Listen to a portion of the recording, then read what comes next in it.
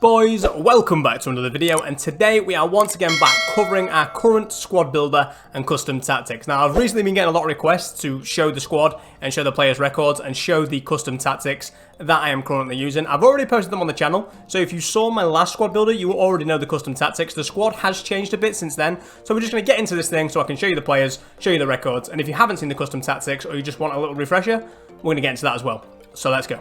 So we start out in the flat 4-3-3. We do not stay in this in game though. We do change to a 4-2-2-2 and a 4-2-3-1 variation 2, depending on the custom tactics. But we'll get to that. We'll get to that in the custom tactics. In goal, we start with Petr Cech. Now, I have played 246 games with this card, and I can tell you that he's not good enough. He is simply not good enough. I do keep using him, but that's purely because he's good links. Obviously, he links with everybody, and I don't really want to pay for another icon goalkeeper. But this card, do not get it. Do not get it at all. He lets me down so much. I don't recommend it to anyone. Now, over into the right back slot. And this is actually another card that I don't really recommend to anyone. And that is the Player of the Month Trent. Played 116 games with him. 11 assists, 3 goals. And he's not a bad card overall. But he's just too slow. He's simply just too slow. I have used the rule breaker. And he feels a lot quicker. So why get this one when that card exists, you know? I think he's got 7 more pace, and it just feels so much faster. So, yeah, this Player of the Month, Trent, specifically, avoid this card. It's a good card all around, but the pace lets him down big time. And the first player in the team that I actually do like, we are going to go with the red inform Virgil van Dijk. Played 178 games for me, 20 goals, 4 assists. This card is solid. I won't say he's amazing. He could do with being a little bit quicker as well, to be honest. That 80 pace, it's mainly because acceleration is so important on this game. And to only have 68 is a little bit on the slow side. But other than him maybe needing a little bit more pace, he is a really good centre-back, as you all know, is Van Dijk. The auto blocks still exist. He still gets them. He lunges to things he should never lunge to.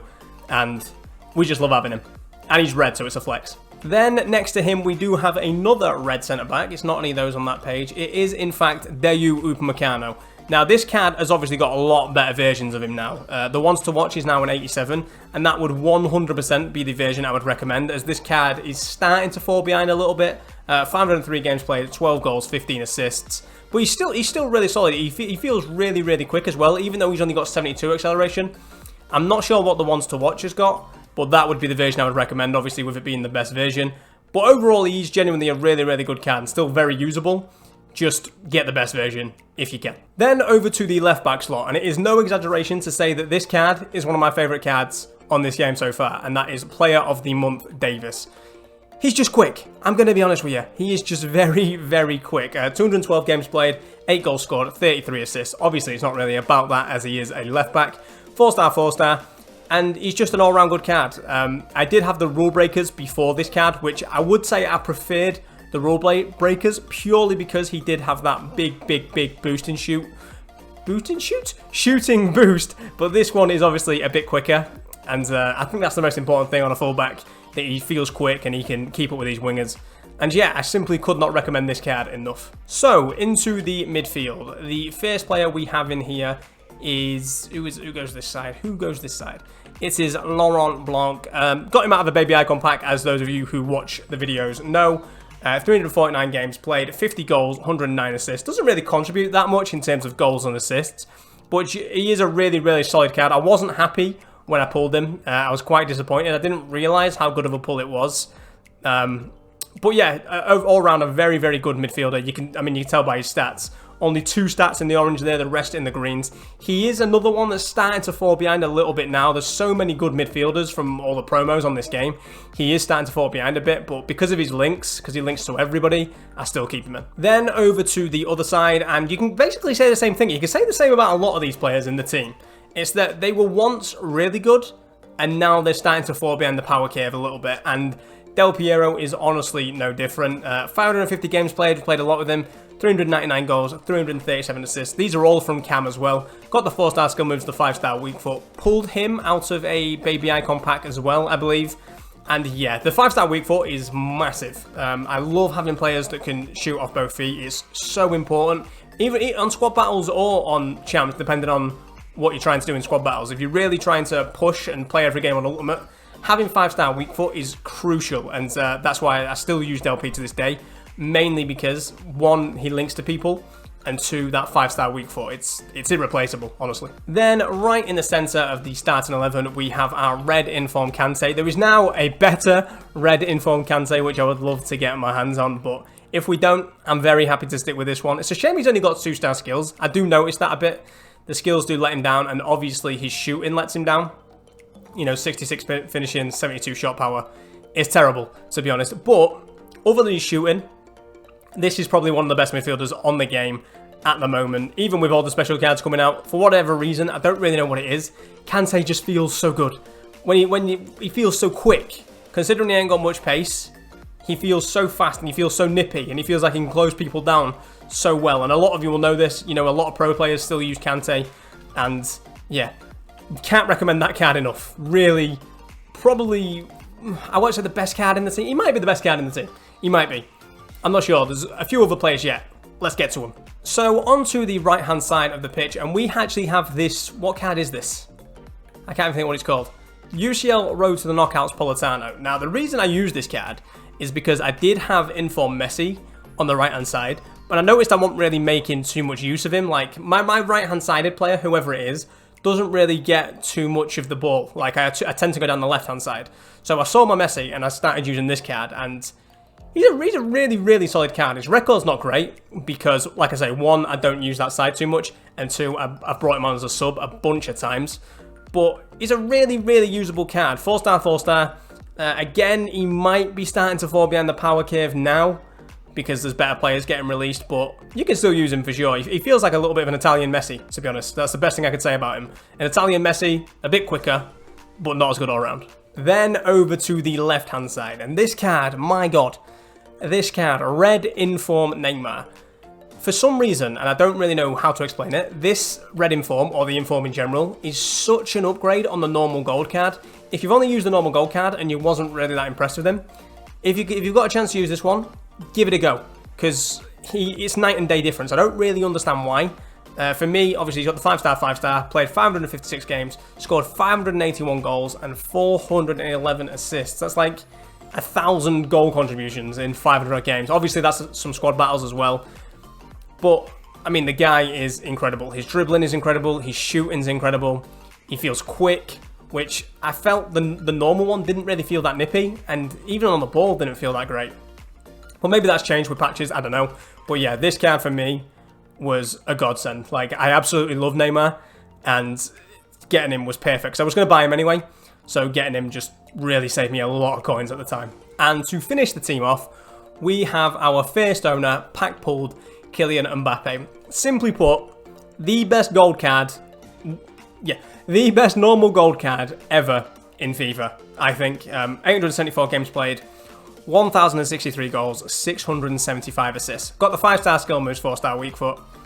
And he's just broken. Even now, we're in January. This card still feels absolutely broken. Considering it's just a normal gold card, and we've got all these crazy promo cards, this card does not feel like he has lost like a step. He doesn't feel out of place at all in the game today. And yeah, for me, he's simply the best gold card in the history of FIFA. I can't think of a better normal gold than this Mbappe. So this is the complete and finished team. Like I say, it's a good team. Obviously, as you can see, it's a good team. But a few of the players are really starting to fall behind now. I would say Trent's behind. Czech is terrible. Don't rate Czech at all. Upamecano, definitely get a better version. Blanc and Del P, again, starting to fall behind the power curve a little bit. Same with Politano. But Van Dijk, Davis, Neymar and Mbappe, still very, very good cards. Very, very usable. And yeah, I couldn't recommend them enough. Especially like Kante and Alfonso and Mbappe. I don't know what Mbappe's costing. What does he cost now? 700k, that's genuinely a steal for how good this card is. You'll be able to use him for months yet, and he'll still be so good. Anyway, enough jibber-jabbering about the team. Let's get into the custom tactics. So we will start out with our ultra defensive set. So we swap into a 4-2-3-1 variation 2 for this. Now, I don't really use this very much because it kind of messes my team up. As you can see on this screen here, when I've got it set up like this, Del P has to play left mid. So I don't really like using it too much. It's just really when I'm like in FUT Champs and I'm trying to hold on to a lead, we swap into this 4-2-3-1 variation 2. As for the actual tactics, we have defensive style balanced, width 50, depth 30, build up play, slow build up, chance creation possession, width 70, players in the box on 3, and corners and free kicks on 1. And I must mention that these custom tactics did not come from me originally. They actually came from Rannerz. He is the tactics GOAT. He's a top 200 player, pro player. He's the GOAT. Trust me, when it comes to tactics, he is the guy. So I'll make sure I link Rannerz' channel down below. If you want to go and see some more custom tactics and stuff, that is where I got them from. Taking no credit from them. He is the king. As for the instructions on these players, we don't really have a lot going on. There's not really anything. I will go through each player, but there's not really a lot going on. We have both the midfielders set to cover wing, but because the tactics are so naturally defensive, you don't really need to worry about the instructions on this set of players at all. It basically just sorts itself out, really. The tactics are so defensive that the instructions don't really matter too much on this 4-2-3-1. You'll know that if you try and copy it. It's just really defensive, so the instructions aren't really that important on this one. So, into our defensive tactics now, and this is our first 4-2-2 variation. So, for this, like I say, you go to this page and you swap it into the 4-2-2, and then put your players wherever you want them to be, you know, playing in-game here. Back to the tactics, we have the defensive style on balanced, width 50, depth 70, build-up play balanced, chance creation balanced, width 50, players in the box is on 7, corners and free kicks is on 2. Now, you'll notice basically everything is on balanced here. And that's kind of what you're going for. This is the formation or the set of tactics that you switch straight into when you get into a game, when you're trying to feel the opponent out and feel the game out. This is what you jump straight into. So, yeah, basically, balanced is exactly what you're going for. So that's why we used a lot of balanced in the tactics. As for player instructions, we have the 2 strikers both set to stay forward. The cams, we have them both set on stay forward and to get into the box for crosses. The 2 DMs, we have one set to stay back while attacking and the other not. So basically, we've always got somebody covering and we let the other CDM sort of free roam. And they are both also set to cover centre. That's just my personal preference. I prefer cover centre, rather cover wing, but you do you. Then we have both of the fullbacks set to stay back while attacking. So nothing too special here, just the attackers basically set to stay forward and get into the box. One of our DMs stay back while attacking, both cover centre, and both fullbacks stay back while attacking. Then onto the attacking set of tactics, which is also in a 4-2-2. We have the defensive style set to balanced, width 50, depth 70. This is where you'll notice a difference. The build-up play is on fast build-up, and the chance creation is on forward runs. Width 50, players in the box 6, corners 3, and free kicks 3. This set of tactics is basically just that last 4-2-2 set, but a lot more attacking is basically what you're going for. It's more when if you feel like you can dominate the person. Like I like to jump into these tactics right from kickoff if I feel like I'm probably better than the person I'm playing. But it's also for when you're like losing, 2-0 late on, jump into these and try and get back in the game, basically. As for the player instructions, they're going to be very, very similar. So we've got both strikers set to stay forward. The 2 cams set to stay forward and get into the box for crosses. The midfielders both set to cover centre, one to stay back while attacking while the other is not. And the fullbacks, the only difference between the custom tactics is the fullbacks don't go on stay back while attacking, they go on balanced attack. So they basically just support the attack rather than staying back with the defence. And that's kind of what you want on an attacking set of tactics, I guess. And the final set is an ultra attacking set of 4-2-2. And there's really not a lot to change here. Defensive style, constant pressure, width 50, depth 100, build-up plays, fast build-up, chance creation forward runs, width 50, plays in the box 7, corners 5, and free kicks 5. This is basically when, the game is done, you just need goals, you need them desperately, you've got 5 minutes to go, you need to try and grab 2 goals or an equaliser, you jump into these things, and you get it done. Even the player instructions, you do not need to touch a single thing on the player instructions with this setup. As like the ultra defensive formation, the ultra attacking tactics are just so aggressive as it is, you don't really need to change the player instructions. If you start setting these players to get in behind and stuff, they're going to be offside constantly. So just do the tactics and don't worry about the player instructions on this all-out attacking set, because you simply don't need them. And yeah, that is the squad. That is the updated current squad. I will quickly go through again one last time, just in case you want to see the records of the players. But thank you so much for watching the video, boys. I really, really do appreciate it. What do you think of the squad? Is it any good? I don't know. Like I say, it is a good team, but it's just starting to fall behind the power curve for me. So I definitely need to make some changes soon. I'm kind of waiting until Team of the Year and just see what the market does, see where players' prices are and stuff. So that's going to do it for me, boys. Thank you so much for watching, and I will see you boys again in the next one. Cheers, boys.